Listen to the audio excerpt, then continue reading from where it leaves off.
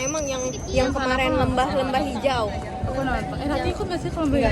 Nggak ikut. Lagi Iya. uji yang kasih. Oh iya. Nah ini ada anggun. Nih dia Rati first time di Indonesia. First time di Kota Tua. Nah dia pengen naik itu guys. Sebentar aku tunjukin ya. Nah dia tuh pengen naik itu guys. Nih. Tapi yang warna pink. Iya, harus yang warna pink ngejreng. Sama dia mau ke itu loh, ke tempat ini. Dia mau foto di situ loh. Kayaknya bunga mau beli kopi yang ini. Iya, cute kan? Ya beginilah ya suasana kota Jakarta. Kalian kalau yang mau melihat bagaimana Jakarta tempo dulu, Batavia tempo dulu ke sini. Kota tua tuh banyak kayak gini-ginian. Iya, oh iya. Nah, kita akan membeli ini semua.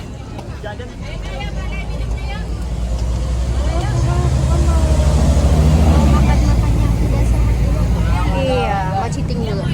VOC eranya dari tahun 1619 sampai tahun 1799. Dia ada di sini, lalu VOC bangkrut setelah 1799. Karena ini sendiri kan udah tidak berbentuk, cuma tinggal atapnya aja tersisa. Kayak gitu, Kak. Jadi tidak semua bangunan itu rancangannya ada di Indonesia, banyaknya ada di Belanda.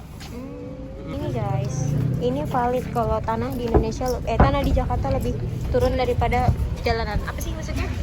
Apa sih gimana sih tadi? Itu ambles karena tuh air di bawahnya tuh udah nggak ada kan. Jadi kayak tanahnya tuh Ambles ke bawah. Jadi Jakarta mau tenggelam, benar apa tidak? Itu kayaknya benar. Kalau gue sih percaya. Dan aku pun percaya. Kamu? Bayangin aja yang di Ancol tuh, yang ada Ya, palang tanggul itu. tanggulnya kan. Itu kan udah lebih daripada daratan ya kan. Kalau nggak ada tanggulnya auto jatuh.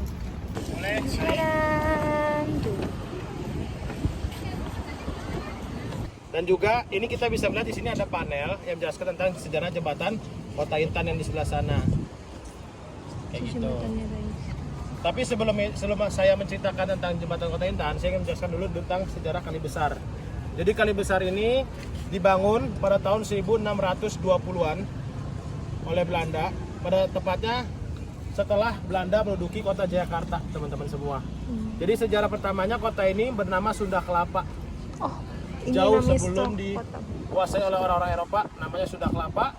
Dan jembatan Kota Intan sendiri akhirnya jadi menyusut ketika ibu kota berpindah. Jadi semenjak ada revitalisasi tahun 55 tahun 70, jembatan Kota Intan menjadi hasilnya seperti itu, hanya 10 meter saja lebarnya.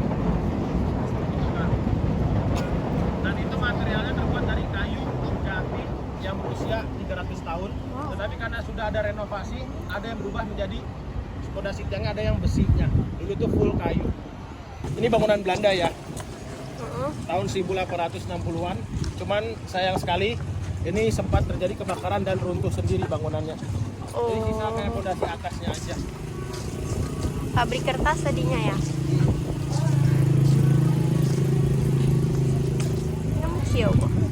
Mereka semua kalah dengan princess, nggak pakai apa-apa. Kan lu pakai topi.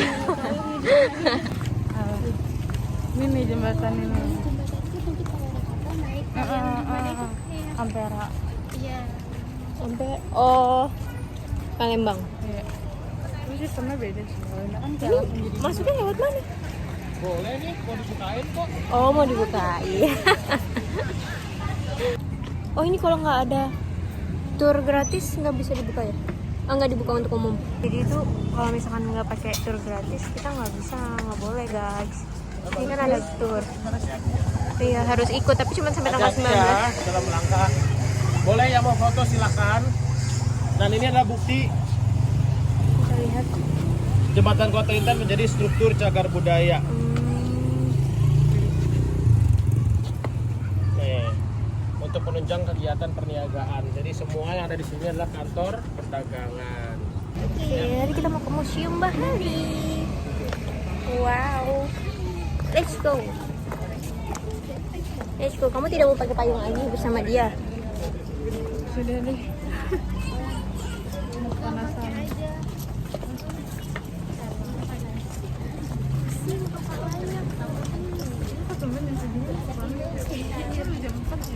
Iya, biasanya mendung. Kayak gini aja panas. Kita berada di kota tua. Aku akan menjadi ibu-ibu. Sosnya Alita. Iya. Aduh. Menyesal deh gue pakai sepatu, sakit kakinya. Kita harus jalan ini. Gak tahu ini kita mau jalan kemana.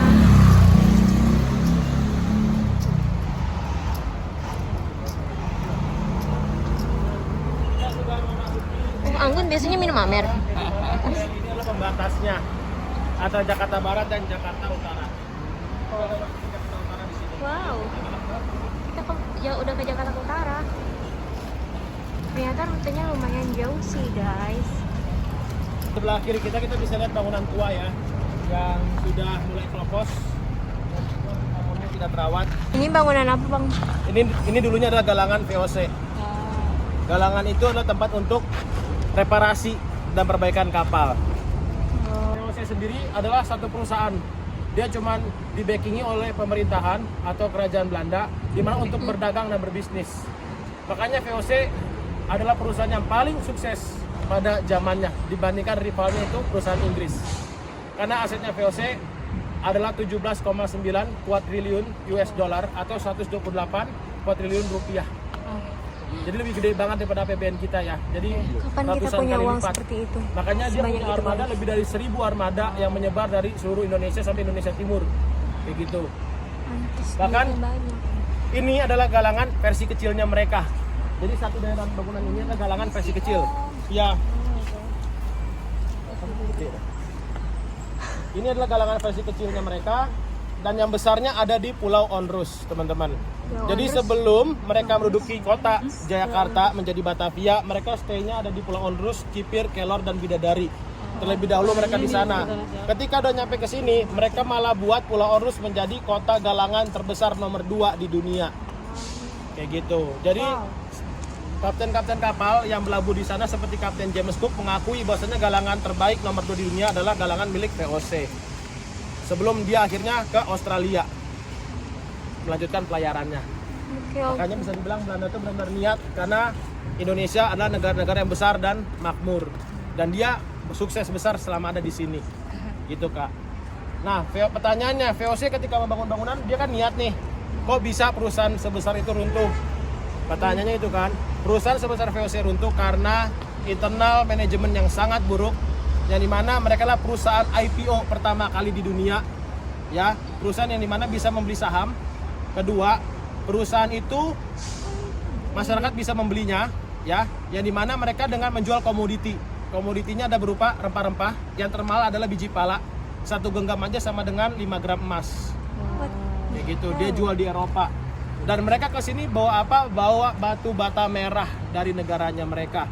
Lalu ditukar dengan rempah-rempah dia bawa ke Belanda. Makanya manfaatnya kapal kayu Belanda adalah makin berat dia makin stabil. Sedangkan kapal kita yang udah pakai teknologi modern, keberatan kapal malah oleng.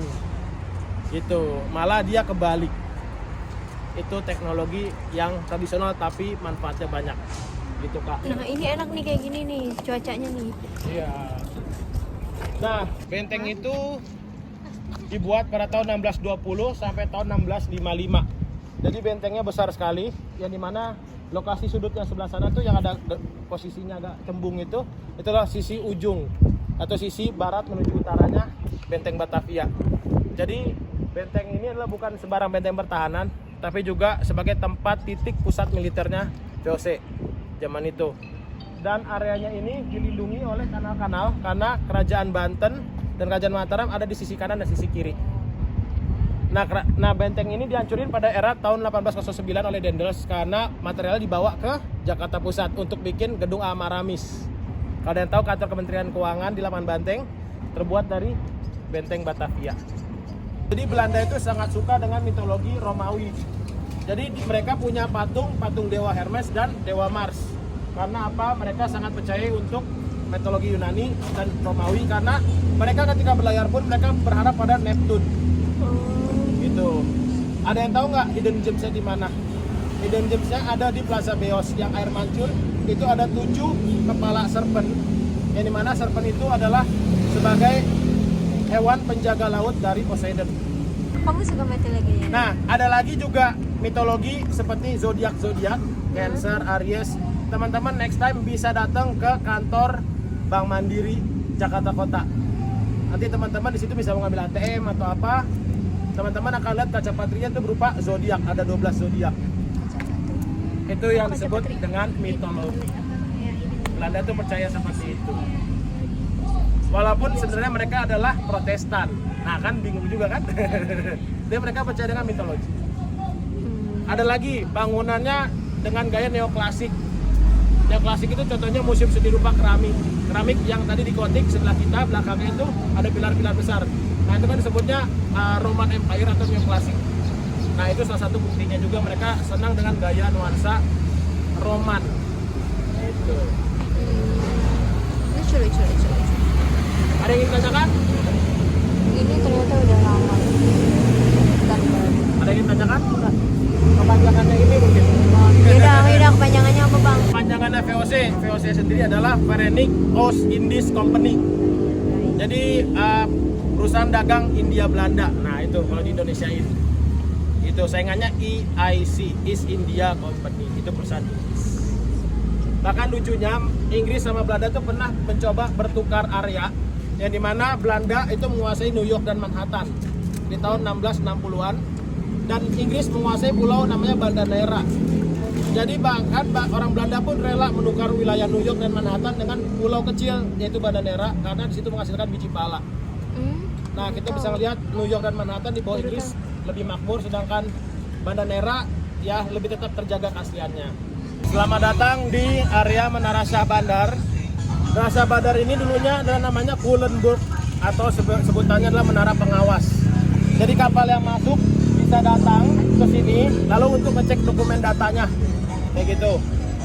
Dan menara ini dulu paling tinggi di zamannya 18 meter, sekarang enggak lah ya, enggak tinggi-tinggi banget.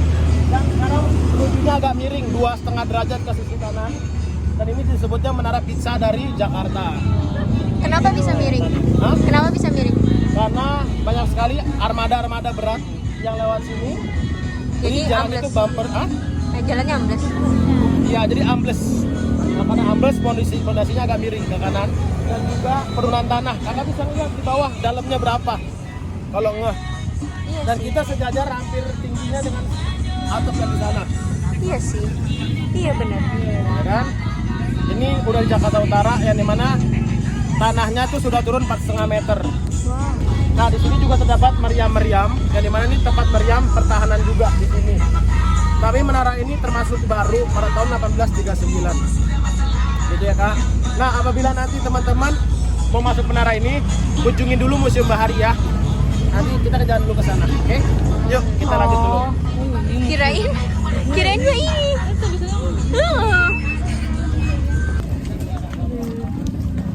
Seru guys, seru banget ternyata. Tidak expect.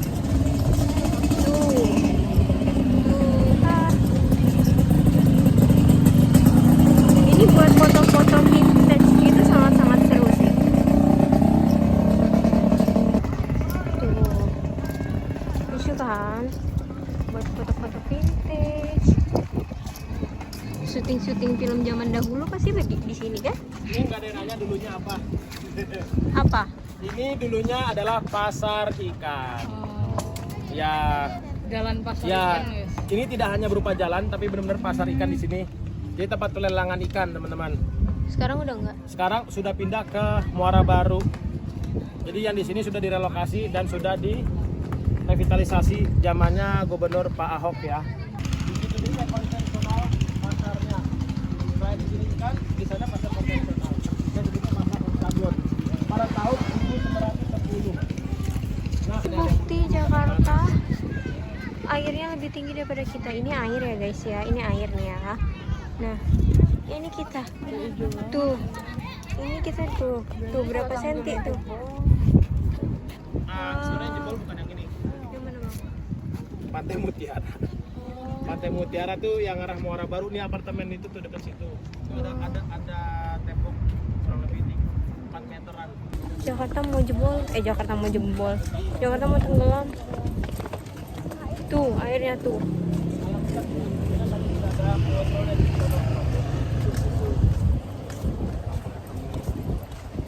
Tapi adem banget, enak banget. Awas. Masuk. Aku ketawa sih. Ketawa dulu baru nolongin. Emang lu gangguan? Gue kayak Pasti sih pada ketawa dulu. ya aku bilang gue khawatir loh. Khawatir ya. Kita mau masuk kampung Rusun. Kampung Susun Akuarium. Nah, ini Aku dapat lokasi bangunan akibat terlokasi pasar ikan. Nah, ini dia nih sejarawati kita. Ini Nggak expect kan temen gue sejarawati. makanya tadi dengerin abangnya. Lu kagak denger, lu video doang nggak bisa denger. Ya, kan aku videografer. Ya dia mau vlog. Ada jualan gitu. Ya kan Kak, rumah susun. Tapi aku punya cita-cita, mungkin karena di drakor ngeliatnya rumah susun itu bagus, jadi aku kayak punya cita-cita pengen tinggal di rumah susun. Tapi setelah taunya bukan rumah susun, guys, ternyata penthouse.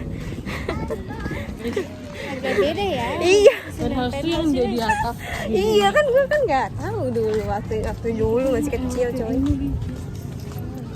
Pintunya tuh buka jam 5 pagi, tutup jam 3.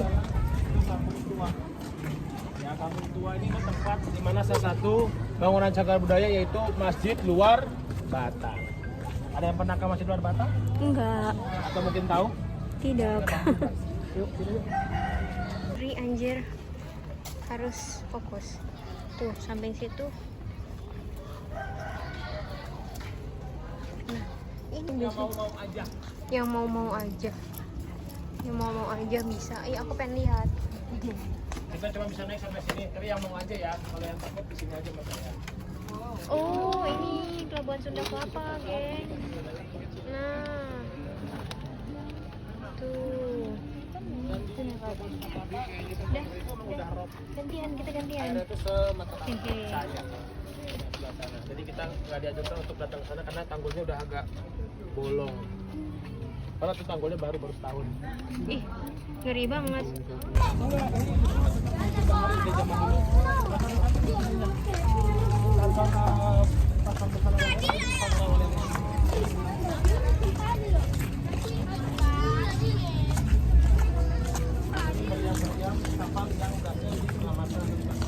Ini meriam asli, guys. Meriam Belin. Tuh, meriamnya asli. Kita masuk ya. Iya Jadi dong. itu bisa dipugar katanya. Dipugar. Renovasi. Tapi katanya tadi boleh. Mau lihat replika-replikanya. Sekarang kita ada di Museum Bahari. Lebih tepatnya di depan kita nih ada bangunannya dan juga ada temboknya. Nah, temboknya sebagai informasi, ini adalah tembok kota sisi barat yang masih eksis. Ini kita masuk Museum Bahari. Wow, oh ini tanahnya turun, guys. Menara Syekh Bandar Udin saya baca. Wow. Nama kira. Ini ya yang pembeli dari Ini yang udah punya Ini pengen ke pribadi. situ. Ini udah bayar sendiri. Enggak, kita ke sana tuh naik apa? naik kapal. Enggak. naik busway sampai Rawabuaya. Bisa aku pakai mobil ya. Dari Rawabuaya itu mungkin naik ojek. Nanti Di pelabuhan. aku sih dulu ada yang bikin trip terus kita ikut. Oh. Long time ago 99.000 udah sama makan siang di sana, ikan bakarnya di sana sih. Murah banget. Nggak tahu sekarang. Kemarin aku tapi Pulau Harapan sih itu, tapi dia kayak Dari tripnya sini pagi, dari Rawabuaya tuh pagi-pagi banget.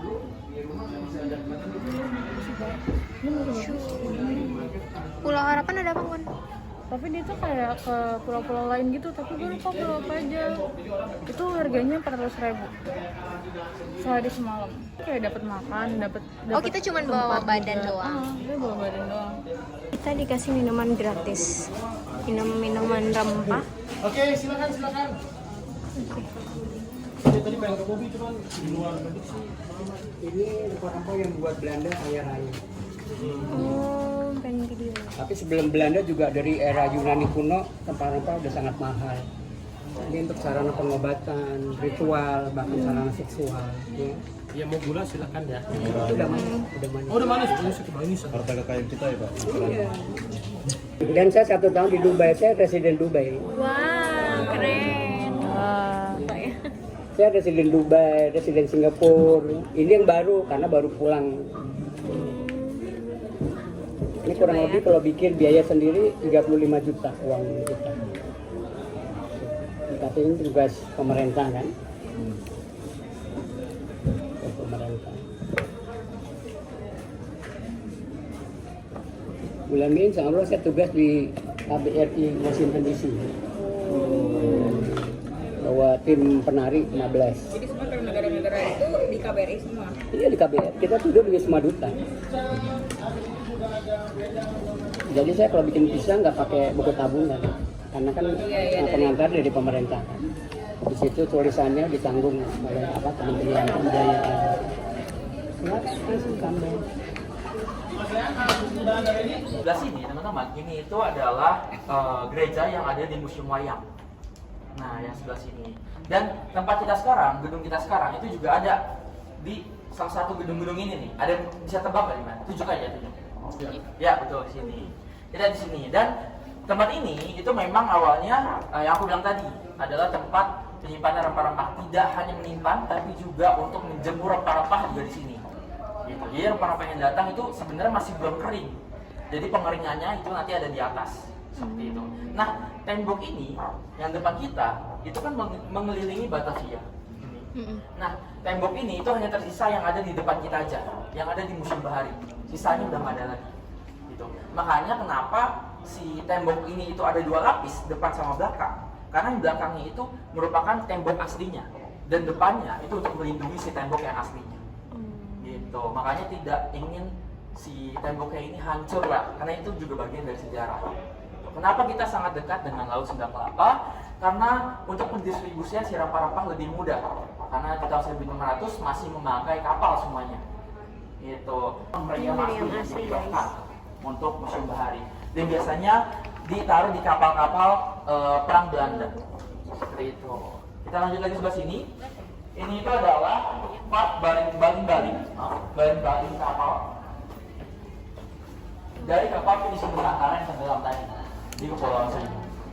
Foto itu adalah foto kru kapal Pinisi Nusantara ketika diberi penghargaan.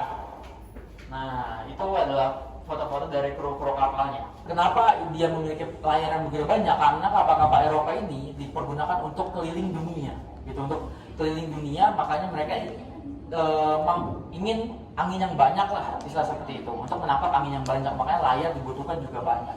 Seperti itu. Jadi ada beberapa jangkar yang memang dihibahkan dari TNI Angkatan Laut dan asli teman-teman yang pernah dipakai dan sekarang udah tidak layak pakai, terus dihibahkan lah ke sini supaya tahu seberapa besar sih untuk jangkar-jangkar yang dipakai di kapal-kapal kita. Teman-teman, ini itu adalah kapal bakal jukung. Dan sebelah sini, yang sebelahnya itu adalah kapal jukung. Kenapa ini namanya bakal jukung? Karena dalam bahasa Indonesia bakal itu sebelum. Jadi sebelum dia menjadi jukung, ini adalah kayu apalnya. Nah, ini juga kapal jukung sama teman-teman. Tapi bedanya hanya modifikasinya saja. Dia udah modifikasi terkini lah, istilahnya lebih aman. Gitu. Dan rata-rata orang-orang Madura itu berprofesi sebagai nelayan dan kapal yang mereka pakai ini kapal ini, gitu, kapal jonggolan. Dan kapal ini itu bisa muat 200 ton, 200 ton. Dan itu tidak hanya mengangkat ikan-ikan aja, teman-teman, tapi juga mengangkat binatang-binatang untuk seperti ternak, gitu, kayak kambing, sapi. Dan ini itu kerangka kapal dari kapal pinisi. Sebenarnya kapal pinisi itu jenis kapal, bukan hanya untuk nama satu kapal doang, tapi jenisnya kapal pinisi seperti itu. Jadi di Tanah Beru ini dia punya ritual untuk sebelum mereka membuat kapal, mereka tuh harus ritual dulu supaya kapalnya itu diberi keberkahan lah. Dan juga mereka biasa kasih sesajen dulu gitu ke tetua-tetuanya untuk si kapalnya itu ya awet atau kapalnya bisa tidak tenggelam. Jadi kenapa namanya ghost nest? Kita itu mengambil ide dari banyak banget sekali jaring-jaring yang di laut yang tidak berpenghuni, teman-teman, yang menjadi sampah di laut, yang suka banyak ikan-ikan yang kemakan lah atau ikan-ikan yang terjebak lah jaring-jaringnya. Nah, jaring-jaring itu diangkut lah dan membuat karya ini. Nah, ini karya orang lokal kita, tapi memang kita bekerjasama dengan Kedutaan Australia untuk membuat. Dan banyak tembok kita yang terjadi penggeraman. Salah satunya yang di belakang itu ada beberapa yang propos di belakang. Nah, itu terjadi penggeraman. Ya, jadi nanti ada tembok kotak itu ada garam-garamnya. Itu dari air laut yang terserap. Dan kita juga sangat dekat sebenarnya dengan laut. Jadi ya itu salah satu penyebabnya. Seperti itu. Kita lanjut lagi. Iya. Hey cantik. Ternyata seru banget di Museum Bahari. Iya.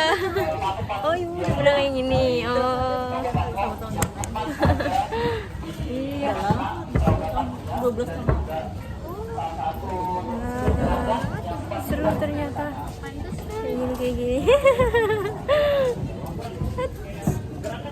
Nah tuh ramai guys. Kenapa banyak sekali agama-agama? Karena ya jalur perdagangan kita yang banyak negara yang masuk gitu loh. Karena umum banget sebenarnya dulu untuk si jalur perdagangan kita. Ini itu ada ruangan rempah-rempah. Kalian bisa masuk, silahkan. Bisa melihat rempah-rempahnya, bisa mencium rempah-rempah yang memang diikat oleh kaum Eropa. Ini guys. Boleh silahkan dicium. Tapi jangan dibawa pulang ya. Bisa ibu-ibu dan rempah-rempah di sini. Iya, kimirinya mana? Pensyur, kembang. Ini yang menarik. POC datang. Sebetulnya dia juga sempat dijajah sama Inggris, teman-teman. Tapi memang nggak lama. Gitu. Dan Sir John Lancaster ini salah satu pemimpinnya. Dia membuat pos perdagangan di Banten pada saat itu. Tapi hanya 4-5 tahun aja. Tadi teman-teman nggak asing dengan Marco Polo, ya. Jadi dia itu adalah penjelajah terkenal dari Italia yang berlayar ke seluruh dunia dan sempat singgah di Maluku. Gitu. Dan yang berwarna merah itu adalah perjalanannya Marco Polo. Perjalanan Marco Polo untuk keliling dunia. Dan yang warna biru itu adalah peta perjalanannya si Ibnu Battuta, which is yang ini. Dia itu dari Arab. Nah, dia itu salah satu penjajah laut dari Arab yang cukup terkenal juga karena jalur dia dalam berlayar itu kurang lebih sama-sama Marco Polo. Makanya dia terkenal di seluruh dunia.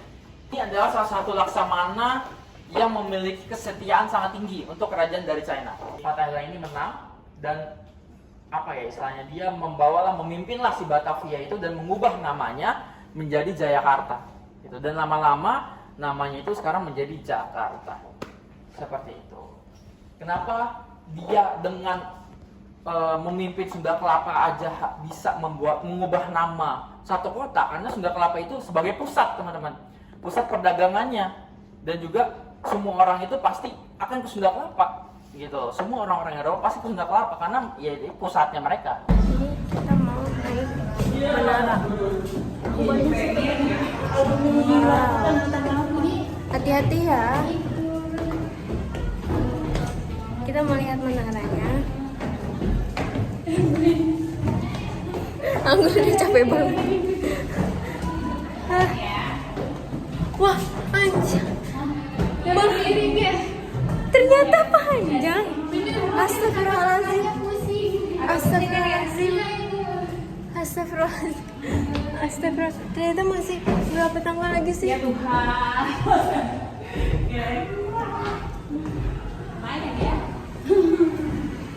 Allah. Iya pusing woi. Berapa tanggal lagi sih? Oh enggak, dua lagi guys. Wah, dirayakan wah. Menarik kalau kita ke pelabuhan itu.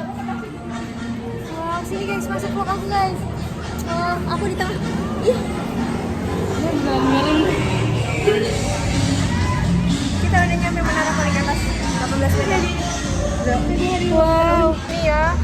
kondisinya ini cantik banget sih.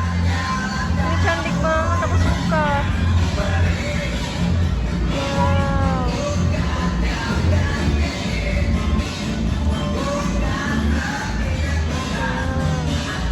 Bagaimana? Hai, kita berhasil. Ini Anggun. Udah capek sekali dia.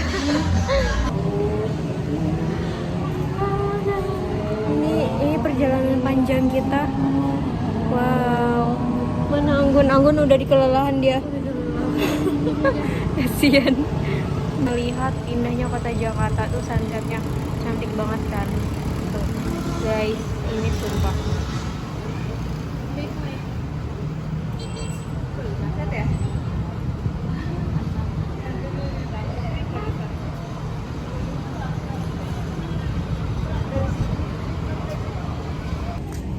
Ibu masuk dulu.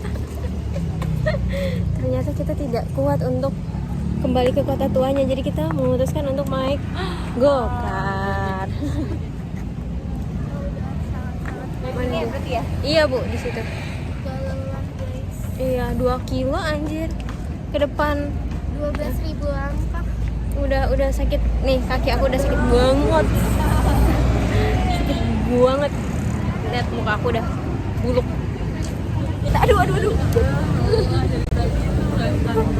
Jadinya kita mau makan. Nggak tahu makan apa. Kalian mau makan apa?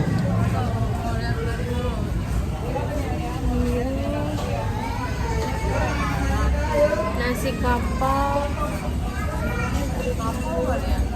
Nasi kapau. Anggun pernah makan nasi kapau? Rati mau makan apa Rati?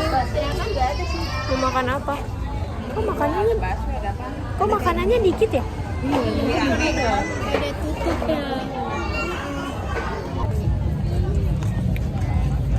Oh itu bakso mastom tuh. Oh iya di situ iya. Ada kayak tadi gerobak.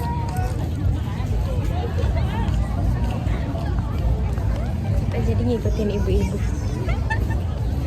Ya udah lah ya. Ya udah.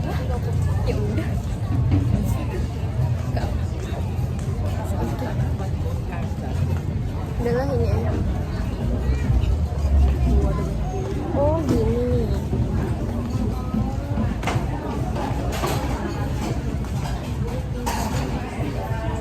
Kita sudah selesai. Tur ya, nanti nggak jadi foto situ. Aduh, ini poni aku udah kayak jamet. Udah, kita mau pulang ke stasiun Jakarta Kota. Udah guys, kita pulang dulu ya. Jadi ini kita sudah mau pulang. Bagaimana rate hari ini?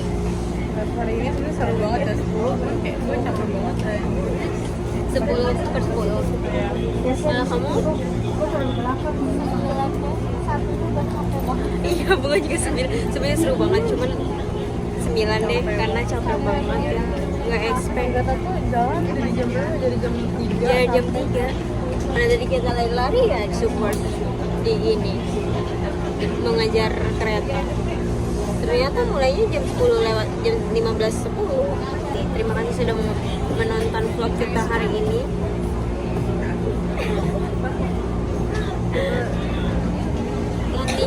Mereka tuh lagi pada pasang masker.